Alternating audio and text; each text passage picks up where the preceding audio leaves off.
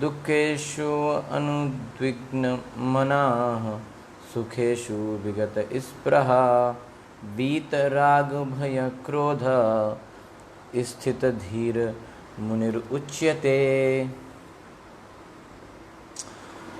One who is not disturbed in mind even amidst the threefold miseries, or elated when there is happiness, and who is free from attachment, fear and anger is called a sage of steady mind. Okay. So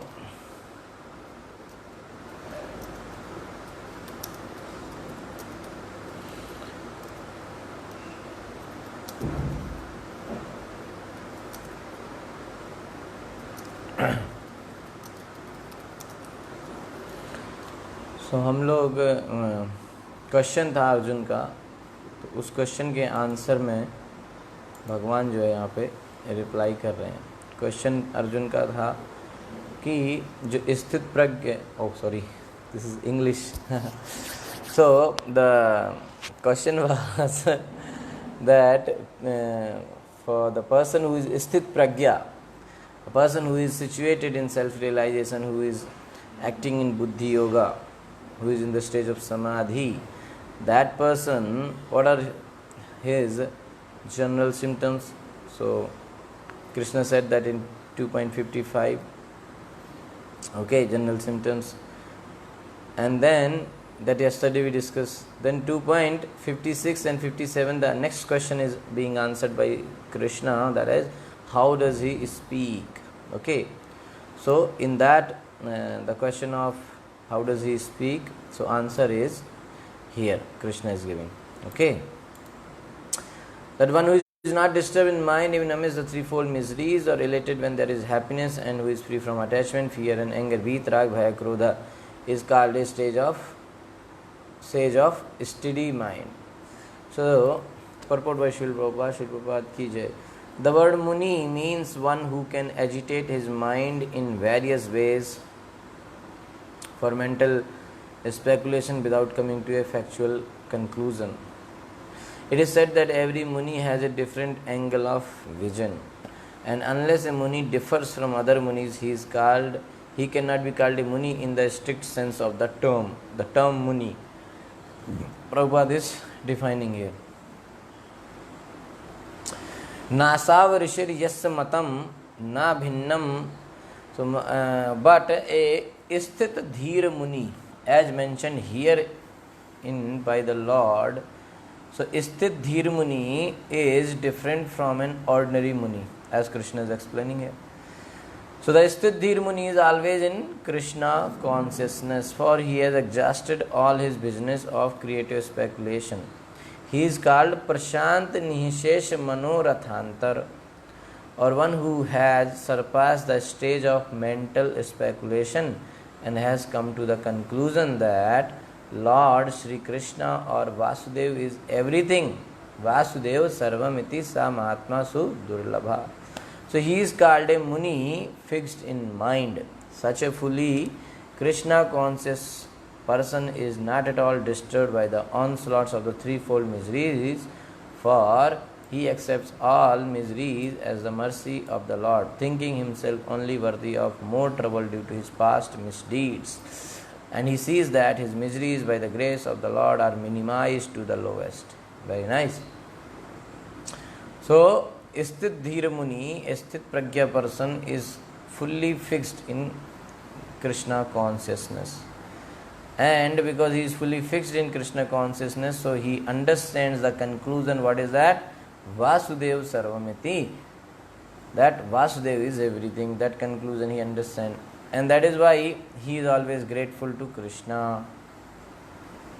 So this person, because he is always fixed in Krishna consciousness, he is not at all disturbed by any sorts of material disturbances which are coming from this threefold miseries of the material world.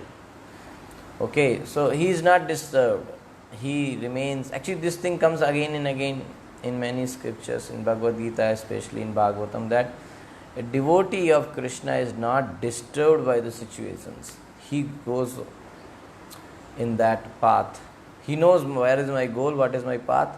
So he keep on moving, progressing towards the lotus feet of Krishna. He is not disturbed by the material things.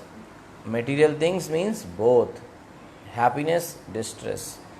है ना, बीत राग भय क्रोध सुख दुख लाभ हानि जय पराजय मान अपमान, everything, nothing can disturb him. Okay, so here it is said that a person who gets too much problems, miseries in his life, and if he is fixed in Krishna consciousness, so what happens to him? He says that my miseries are the result of my past karma, my past misdeeds, whatever mistakes, sinful activities I have done in the previous lives or in this life in previous years. So, as a result of those sinful activities, I am getting miseries. But this is the great mercy of Krishna, that he is reducing that result. So, I am getting the miseries as the result of my past karma, but by the mercy of Krishna, these results are very minute. Krishna has reduced them. Yes? So, that is for the situation when anxiety comes, when miseries come. Similarly, when he is happy, he gives credit to the Lord, thinking himself unworthy of the happiness. Okay, so when misery come, then he thinks that it is mercy of Krishna, that it is my past karma, the result I am getting as misery. But mercy of Krishna is that he has reduced, he has minimized the pain.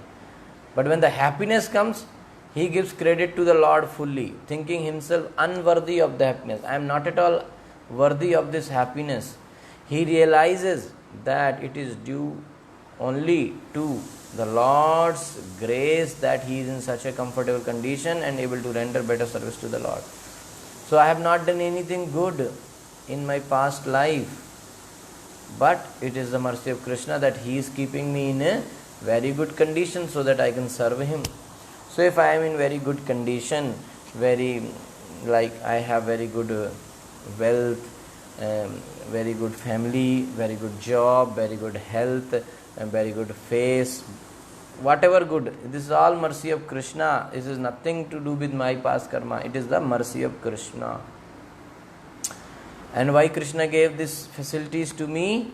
So that I can engage myself in the service of Krishna. So Krishna gave very good facilities, and if I am not engaging myself in the service of Krishna, that means I am misutilizing the facilities given by Krishna. Okay, so and for the service of the Lord, he is always daring and active and is not influenced by attachment or aversion. Okay, so he is not influenced by attachment or aversion. Okay, rag, dvesh. He is always ready. He can take any challenge for the service of Krishna. Attachment means accepting things for one's own sense gratification, and detachment is the absence of such sensual attachment. Okay, this is so he is not disturbed by both. But one fixed in Krishna consciousness has neither attachment nor detachment, because his life is dedicated in the service of the Lord. Very important point, that a person who is Krishna conscious, he is neither attachment, has neither attachment nor detachment. His service he is completely dedicated for Krishna's service. So what detachment? Nothing is mine. He knows it. So where is the point of detachment or renounce? So, if I say I have renounced this thing, so how can I renounce anything? First things should belong to me, then only I can renounce them. So originally nothing belongs to me, so what Krishna? That's why he is not at all in the attachment or detachment position. He is dedicated to the service of the Lord. Consequently, he is not at all angry. If he is not at all attached to anything, at all detached, fully dedicated for the service of Krishna, then this is the result. Consequently, he is not at all angry even when his attempts are unsuccessful. No need to get angry. Success or no success, a Krishna conscious person is always steady in his determination. Okay, so success or no success, one should not become anyway. There is another attitude. Okay, anyway, keep doing. Who cares whether it is success or not success? That's a not good attitude. Keep doing, because it is the service of Krishna and I am pleasing Krishna. Success or not success is not point. Serving Krishna is important. Okay, so being considering ourselves very fortunate that I got this service, so keep doing that service. Okay, don't think that it will be success or failure. So that attitude is good. That I am not worried much about success and failure, but I am worried about doing the service to Krishna. That is good. But anyway, who cares success or failure? Our job I have to do, so I am doing. That is not good idea. So that is why Jatayu fought with Ravana. Right? He didn't know. Jatayu, he could understand that he cannot win. He is very old. He cannot stop Ravana. But still he fought. And Mother Sita also said that you go, you don't fight, you just give information to Lord Ram. So he could have followed and he could have gone, but he fought. Despite of success, failure, he fought again and again. Finally, what happened? He was almost dead. He was crying there, lying on the ground in the jungle. And then Lord Ramchandra came. So what happened? Lord Ramchandra gave him so much respect and did all the last rite for him. So even though being in an animal bird body, he got such a great fortune that Lord Ram personally did everything for him.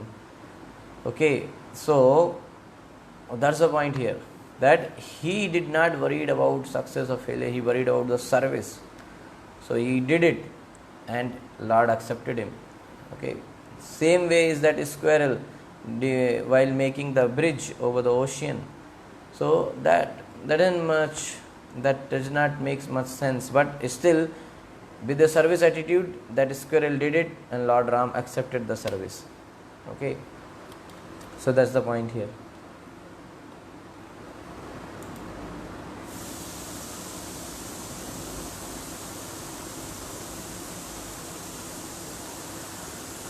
Okay, so here Sthit Prajna, the sage whose mind is not disturbed by the appearance of suffering, who has given up all desire during opportunities for happiness, who is devoid of attachment, fear and anger, is called a Sthit Prajna. This is the definition, that a sage whose mind is not disturbed by the appearance of suffering, who has given up all desire during opportunities for happiness, who is devoid of attachment, fear and anger, is called a Sthit Prajna. Okay, so this verse and the next verse, Lord is answering, as I said, how does he speak, Sthit Prajna person. So here Lord is saying the Sthit Prajna definition. So his mind is not disturbed by adhyatmika suffering. Adhyatmika suffering, what is that? In the form of hunger, thirst, fever or headache. Okay, so this is called adhyatmika suffering. There are three types of suffering: adhyatmik, adhibhautik and adhidaivik. So adhyatmika means it is hunger, thirst, fever or headache. This suffering is coming from where? Who is bringing you hunger? Who is bringing headache? All of a sudden it is coming from your own body. So that is called adhyatmika. So this devotee, Sthit Prajna, a fixed devotee who is fixed in Krishna consciousness, he is not disturbed by adhyatmika suffering. Then second is adhibhautika suffering, coming from like snakes, tigers, other people, boss, anyone. So he is not disturbed by those sufferings also. Third type of suffering is natural calamities. So what is that? which are arising from like wind, rain, earthquake or whatever. So this person is not at all disturbed by any of the suffering, adi adaivic, adi bhautik, adi atmic. When someone asks about his welfare, he says simply that this suffering is his prarabdha karma. So he is saying, like Prabhupada write, that this is my prarabdha, this is my past karma's result. Okay. So he is not, so which he must unavoidably endure. Okay. So he cannot do much, but anyway, for past karma, so he has to suffer. So he is not agitated with suffering. Dukkheshu anudvigna mana. He is not agitated. Otherwise, internally he will think in this way if not asked. So this absence of disgust at his situation is understood by the intelligent person to be the symptom of an undisturbed person. Okay. So false indifference to suffering, the mark of the impostor, however, is detected by the wise man. Such a pretender is called fallen or depraved. So the point is here that it's not like he is showing that I am not disturbed. Okay, he is not doing show off that I am not disturbed, but actually he is not disturbed. Okay, so he is not at all agitated, not disturbed, and it's not only that he is doing show off. Okay, so in the face of opportunities for happiness, he is without desire and says to himself or others that it is simply his prarabdha karma which he must tolerate, and the intelligent person recognizes by this his quality of being devoid of desire for happiness. So he says that like dukkha he is tolerating, sukha also he is tolerating. So these qualities are made clearer. He is devoid of attachment to enjoyment, vita and raga, and devoid of fear from such thing as tigers that want to eat him. So he is devoid of anger towards friend who have attacked him. As an example, Jad Bharat. Okay, Jad Bharat is a good example. In front of the goddess Durga, did not show fear or anger towards the Chandal leader who wanted to kill him. Okay, so Jad Bharata, he was not disturbed. As I said earlier also, man apman and labhani, okay, and sitoshna. So like when there was favorable situation, Jad Bharat was not disturbed.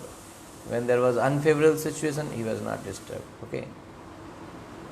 So when his brothers and all they mistreated him, he was not disturbed. Okay. When they gave him nice food and all, he was not disturbed. He just ate. He was not at all disturbed by anything. Okay. And when these Chandals or the tribes, they caught him and they took him. Sorry. So when they took him and they gave him nice food, feast, everything, he nicely ate, but he was not disturbed. When they were about to kill him, he was not disturbed. Same way, when King Rahuguna met him, so he scolded him, he was not disturbed. When he praised him, paid obeisances, then also he was not disturbed. So he was Samha. Okay.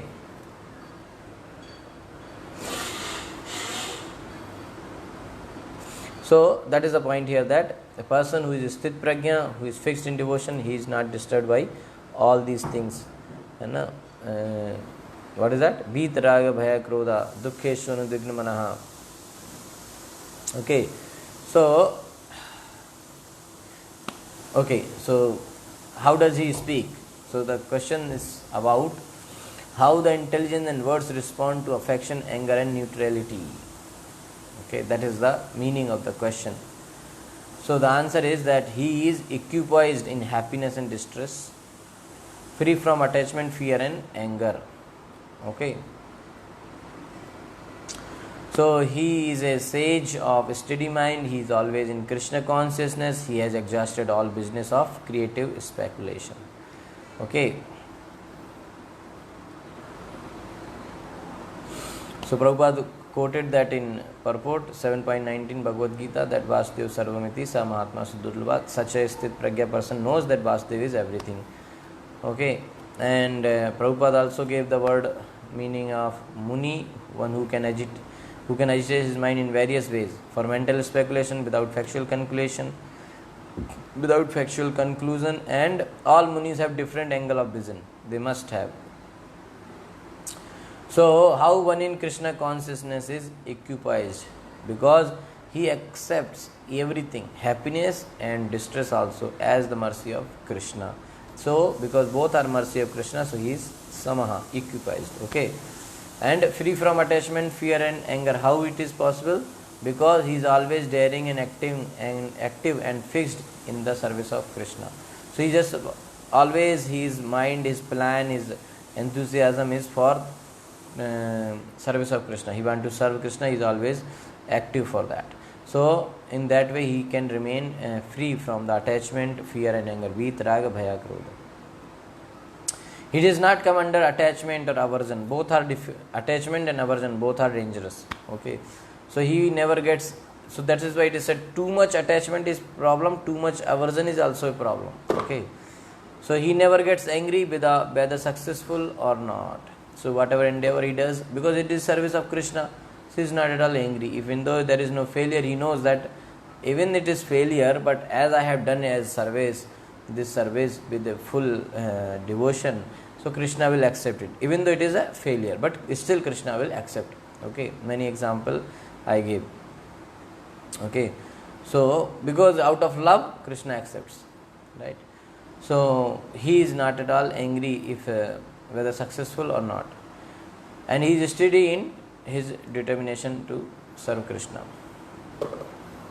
Then in this way, this devotee or sthit pragya person is always fixed in the bhakti.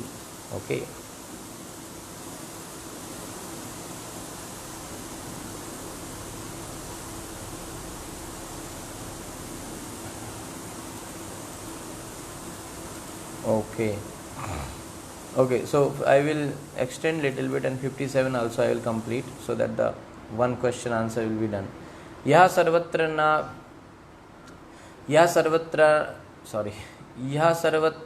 न विषेणः तत्तत् प्राप शुभाशुभम न विनन्दति न द्वेष्टि तस्य प्रज्ञा प्रतिष्ठता.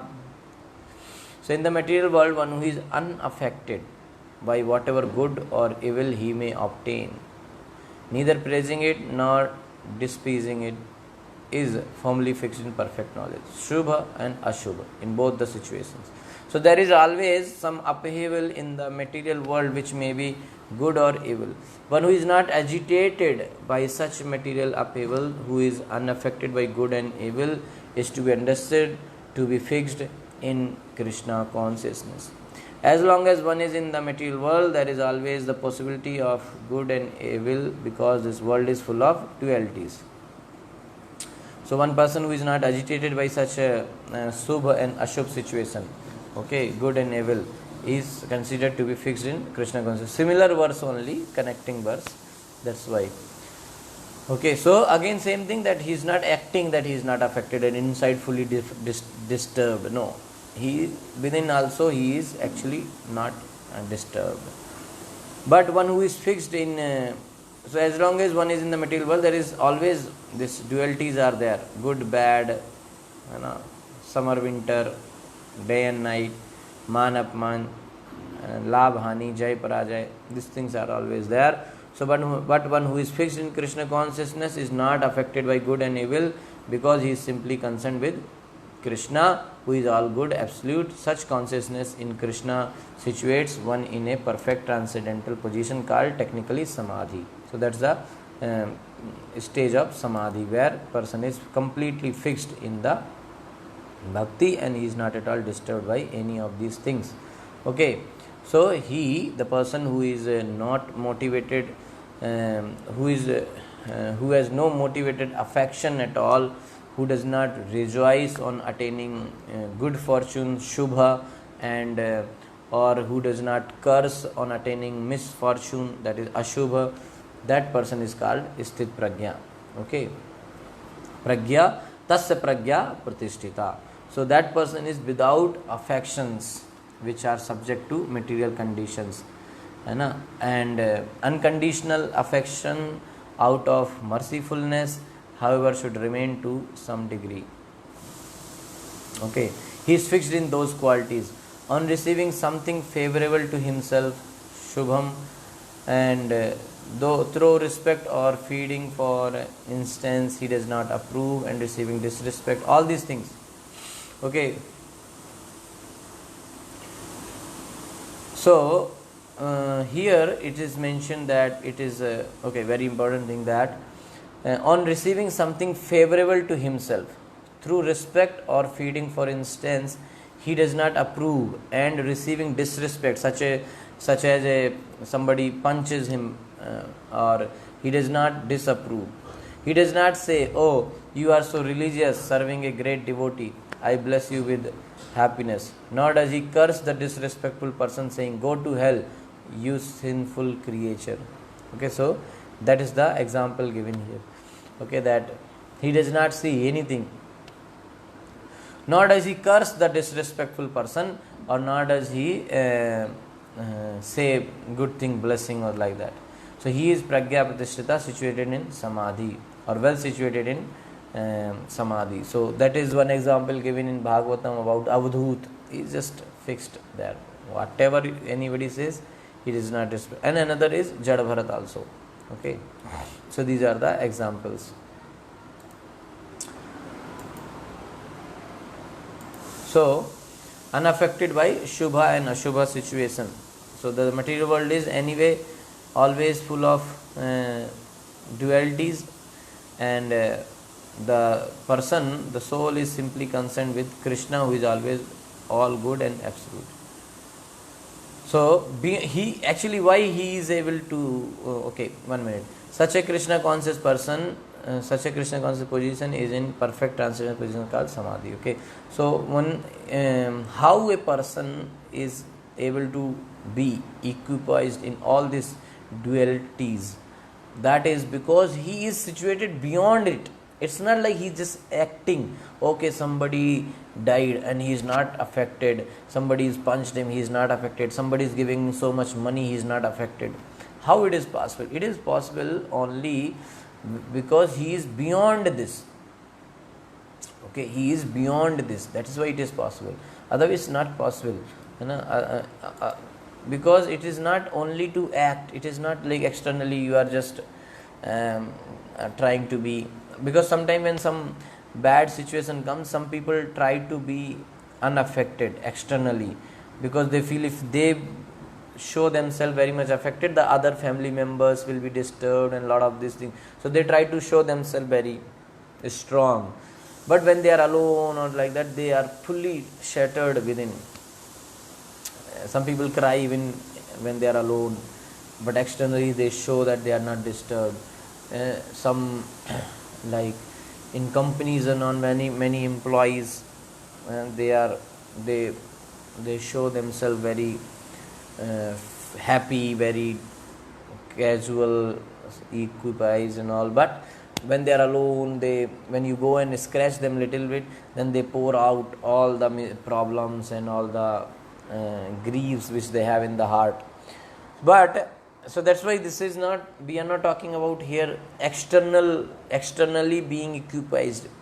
Here it is the situation where a person is within also not disturbed, whether it is sukha, dukkha, all the dualities. So how it is possible? Because he has come beyond it. So the solution is not that externally you show that no, I am not disturbed. Solution is that you come beyond the dualities of this material world by practice of bhakti yoga. Okay, so that's the point. So like when you practice bhakti yoga, you are above all these dualities.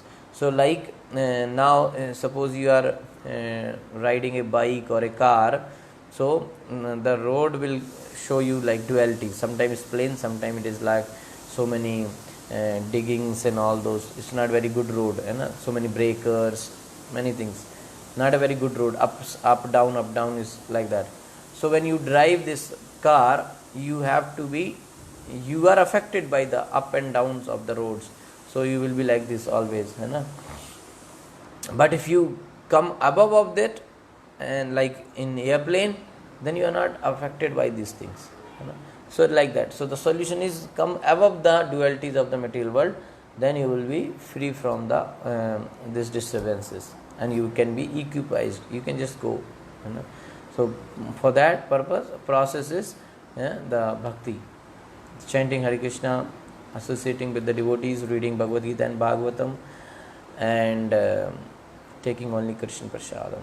Okay, so that's the point here. Okay, and things which can stop us from becoming above or going above the dualities, so those things we should stop. What is that? Meat eating, onion, garlic, tea, coffee, intoxication, cigarettes, BD, liquor, all those things, including tea, coffee and cocoa. And then your onion and garlic, and your this thing, non-veg, eggs. Somebody yesterday asked me whether egg is vegetarian or not. So egg is purely non-veg. Okay, so we must avoid. And scripture says to avoid onion, garlic, and one dal is there called masoor dal. I don't know how it is say in English. It's yellow dal, yellow reddish kind of dal. That also should not be taken. And then your tea, coffee, your cocoa, your BD, cigarette, all those things, liquor, all sorts of intoxication, and then any sorts of gambling, like too much in the betting or this casinos, and too much involved in share market. This is all not very good for bhakti. And then having illicit relationship, that's also not good. Okay, so that's again like illicit relationship means wasting the energy. That is the main thing here. And that is like having sexual affairs with someone else before marriage, or after marriage having someone these affairs with other than your wife or husband, right? So even illicit means, actually, as Prabhupada says, that illicit means wasting the semen, or like, because the process is for begetting children. So if it is not for begetting children, then it is illicit. It's like that. So as per under the rules and regulation of Vedic scriptures, if it is done, that means as per dharma, if it is done. So Bhagavad Gita, Krishna says that it is my vibhuti, it's my representation. Okay, so that's very pure, because it is the representation of Krishna, so it's a very, very pure thing. So like that. So if we stop all these things and we do those four things, if we don't do these four things and we do those four things, like association A, B, C, D, association of the devotees, reading Bhagavad Gita, and C for chanting, and D for diet, taking only Krishna Prasadam, so then we can quickly come up beyond this. Okay, Hare Krishna. So when we do all these things, that means what happens, that you are above all this. How? Because you are ready, and you will be taking initiation from a bona fide spiritual master, and then you are connected to a transcendental parampara, and that parampara will pull you out. So that connection, if you want to make, you have to be qualified for the connection, right? If you want to make, like if you want to be connected to the Jio network, Airtel network, you have to be qualified to be connected to that particular network. So you have to pay some money, you have to have particular facility, phone or something, and then some hardware, some software, some money you have to pay. Then all those things are available, then only you are connected to the network.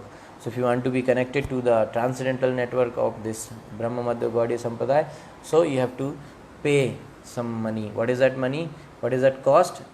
Not doing all these four things and doing those four things. 4 do's and 4 don'ts. So if you can follow this, then you are qualified to be connected, and then you request, and if they approve, you are connected, and once you are connected, they will pull you out and you are beyond this material dualities. Yeah, makes sense? So thank you so much. Hare Krishna. Shri Prabhupada की जय, अनंतराय श्रीमद् भगवद गीता की जय. हरे कृष्ण.